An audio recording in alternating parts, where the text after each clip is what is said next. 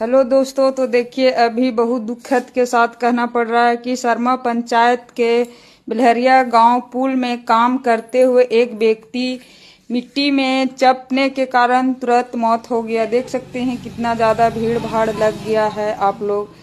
ये भड़कुआ के रहने वाला व्यक्ति था और जो बिलहरिया में काम कर रहे थे, और देखिए ये मिट्टी के अंदर चप चुका है और देखिए उसको निकाल रहे हैं।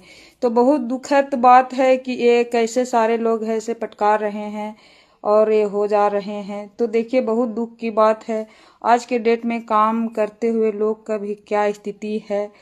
तो बहुत दुख की बात है। अभी एक ही का हुआ है, कितना लोग का हुआ है पता नहीं, लेकिन एक डेट हो गए, तुरंत ही ये गड्ढा में ही चप गए हैं।